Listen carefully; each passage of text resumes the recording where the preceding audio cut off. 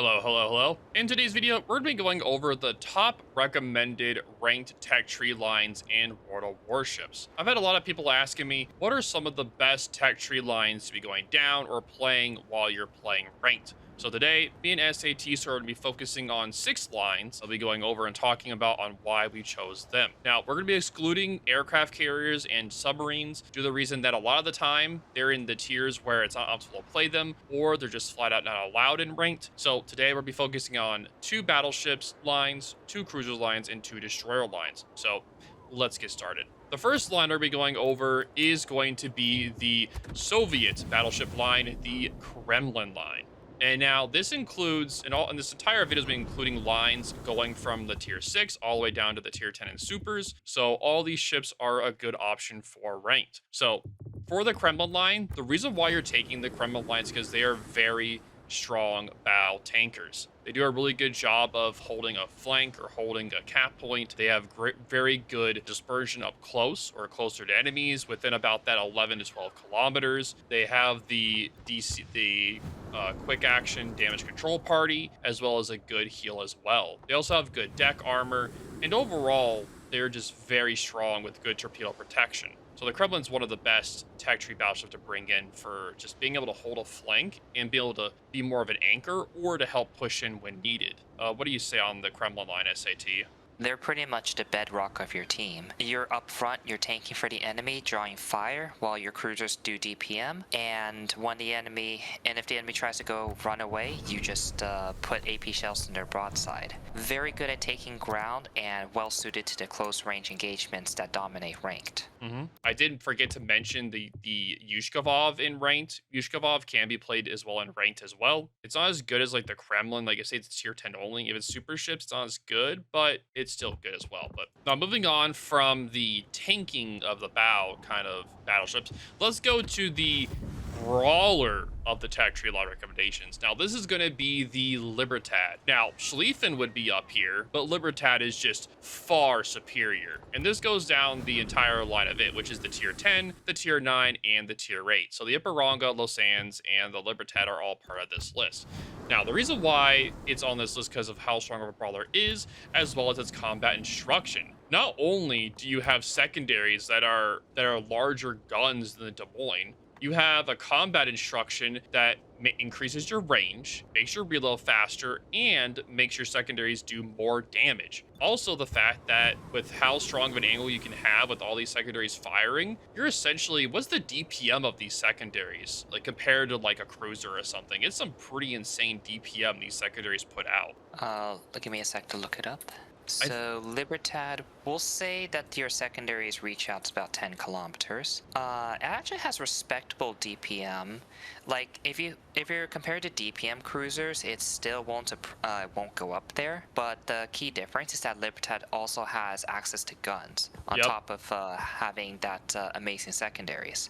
And since you're building into secondaries, your practical DPM goes a lot higher than the on paper hitting DPM. Yep, exactly. And the fact you get that combat instruction too, it just makes it even better too. So yes, we would definitely recommend the Libertad line 100%.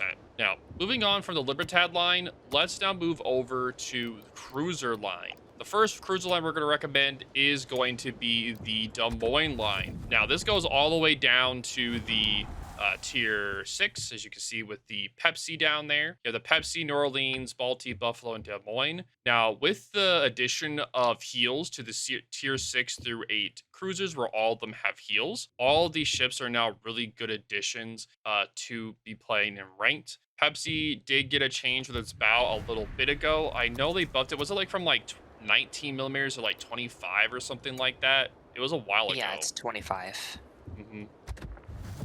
Yeah, it's a pretty good change overall. I was very happy with that change because it really needed it. And it actually can ricochet a lot of the battleship shells at that tier. It actually messes with them a lot of the times. It's pretty hilarious to see. And also the fact that Balti, out of all the lines so far, the Balti, Buffalo, and Des Moines are definitely the strongest, as well as the Annapolis is also super strong too. So if there is super ships in ranked, you can play that as well. The tier 8, 9, 10, and 11 are the strongest of the line for ranked. What are your thoughts on that suggestion there, SAT? Sorry, can you repeat that? I was saying that the tier 8 through 11 are the strongest for ranked, while the tier 6 or 7 are okay. Like, they're not bad, right? They do good. They Yeah. still have the improved ricochet angles for the AP, respectable HE, but the radar starts at tier 8, 9, 10. It starts at tier 8, so that's where it really starts to shine. Yeah. So that radar is really what makes the line so strong. You can bully out destroyers that are trying to take caps. You can bully cruisers or destroyers to try to farm you in smoke. And then they still have very good DPM to just sink other cruisers or battleships. They're like a jack of all trades line, but they really start excelling starting at tier 8. Tier 6 Pentacle and tier 7 New Orleans, they're still solid ships, but they don't have that radar to really force destroyers, really to catch destroyers. So that's why they're merely okay. They're strong, but they just don't have that utility just yet. Yep. So thank you for that, David. Now moving on, let's talk about the next ship line in this recommendation list. It is going to be the Adalbert line. Now the Adalbert line is the German brawler line for the cruisers. You have the Hindenburg, which is more of a kiting line. Then you have the Adalbert line, which is a cruiser line. It starts at the tier 6 and all the way goes down to 10. And oh boy, these ships are definitely strong brawlers starting at the tier 8, 9, and 10 with a really strong damage control party, as well as having a good heal, hydro, and manual secondaries. The tier 6 and tier 7, you're going to want to play a little bit longer distance. So the Deutschland and the Sheer. Think of them as think of them as like craft space, where you're using AP on broadside targets, HE on bow and aft. They also have nice torpedoes as well, which is really nice. But once you get down to the tier 8, 9, and 10, that's where those secondaries really start to shine. You can also use the secondaries to shoot over islands. Think of it as like a way for you to be able to shoot over islands the secondaries can't normally shoot over, which gives you a huge advantage. Also, the fact that you get long distance hydro, as well as the fact that you can blind fire into smoke using your secondaries so you're not spotted. It gives you loads of advantages over other cruisers of those tiers. What do you think of that? The Adalbert line just lets you shove like a battleship. It's like, kind of like playing a mini Sleafin. You don't have that utility like the Des Moines line has, but just having another ship that can push in very aggressively and burn ships down with secondaries is really, really good. Like Mentalful, of course, won't tank quite as much as a battleship, but the fact that they can go in, they can rush enemies, they can torpedo them, and they also have Hydra to dodge any counter torpedoes. Torpedo attacks just makes them really strong. If you want, a lot of the times in ranked, you really want to take the initiative, and the Adalbert line is one of the best for that. Yep. Also to mention that the secondaries on the tier 8, 9, and 10 all have 38 millimeters of pin base for the bigger secondaries and 32 for the smaller. Makes it so formidable against any of the other cruisers or battleships at that tier. Especially the Mantleful at tier 9 against the Valp. It will melt Valps with those secondaries over time, as well as it's going to be able to tank the Valp as well, because the Valp's main damage is fire damage. So as long as you're staying angled to where you're not getting slapped by its AP, you're going to be able to last a very long time against it. Now, over time, it is going to kill you, but you're going to be able to tank for so long that it's going to waste all of its heals, and essentially you get over 100,000 damage easy just from it. Because you do have those quick action heals that allow, sorry, not heals, quick action damage control parties that allow you to put out the fires quickly and then have a fast cooldown, which is very important because the strongest weakness against Valp is a ship's ability to put out those fires in a quick manner, because that's the main way they do damage. But yes, overall, amazing.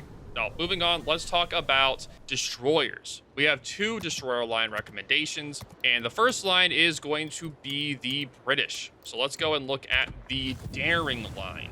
So the Daring line overall, as you can see here, it starts off with the Icarus at tier 6, goes all the way down to the Daring. Now, I don't remember SAT, but when does the special AP start for the Daring line? And could you explain it a little bit for people that don't know the special AP for the Daring line? So the special AP line is only for tier 9 and tier 10. Okay. The Jutland and the Daring. Hmm. Their AP has improved pen angles, similar to the US heavy cruisers. Okay. I believe it is 60 to 67.5. Let me just double check here. It Hmm. is, yeah, 60 to 67.5. So this actually can be very good in destroyer fights. You can use AP and increase the amount of damage you dish out on broadside enemy destroyers. And it also gives you that option if you run into the heavier arm destroyers with like 25 millimeters of broadside armor. Yeah, also the Daring Line does have good HE as well as having 3 kilometer hydro, a short burst smoke that allows you to enter and leave engagements quickly, as well as having heals. You can also single fire torpedoes as well, which allows you to kind of try to nuke those pesky bow-in sitting cruisers that are at islands. As long as you're within 10 kilometers, you can do a lot of damage to them. So I would highly recommend the Daring Line. Now, moving on to our final recommendation, it is going to be the European destroyer line, the Gdańsk line.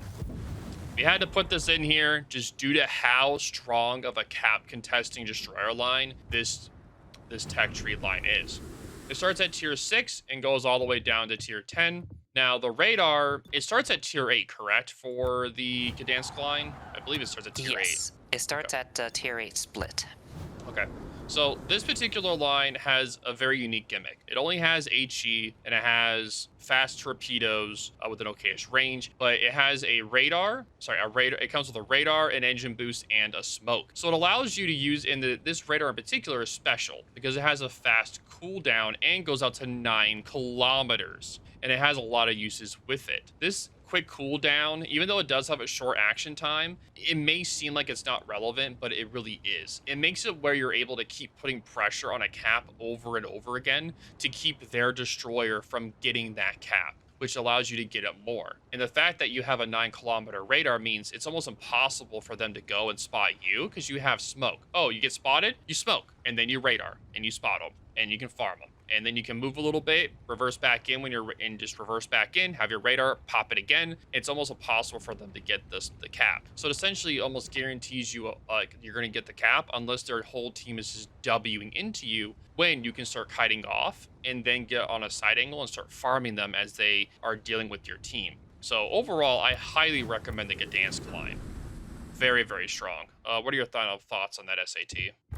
Of the lines we recommend, the Gdańsk is arguably the hardest. They are deceptively squishy. You do have smoke, but you're also a relatively large target. So smart enemies will like cruisers or battleships. If they get one good salvo in, it will seriously mess up your game plan. So if you're not confident with destroyers, we recommend the Daring line over the Gdańsk. But if you have experience with destroyers and you like playing gunboat destroyers, then Gdańsk is probably one of the strongest options available. So yes. So overall, with all 6 of these line recommendations, again, try to pick the line that's more fitting your play style. Like you want a brawler, you want a tanker, you want more of a utility ship, more of a secondary ship, more of a versatile ship. We try to pick a more variety kind of picks for you guys, so you guys had a little bit more options. But yeah, make sure to pick the ship lines you're comfortable with, not just picking what the meta is, because if you're not comfortable with the ship, you're not going to play as well. But yep, any final thoughts there, SAT? Nope, you pretty much covered the single most important thing. Like, a good ship is very useful, but if I'm in a ranked game, I'd rather have a good player in a bad ship versus a bad player in a good ship. If skill is ended up being a more decisive factor most of the time. Mm-hmm. So make sure you play a ship that you're comfortable with, but these ships we've recommended you are a good start. Yep, thank you for that, SAT. Well, see you guys in the next video, and thank you all for watching. Make sure to comment your own tech tree lines you would recommend for ranked, on which ones you think are best. And yep, we'll see you guys in the next one. Deuces!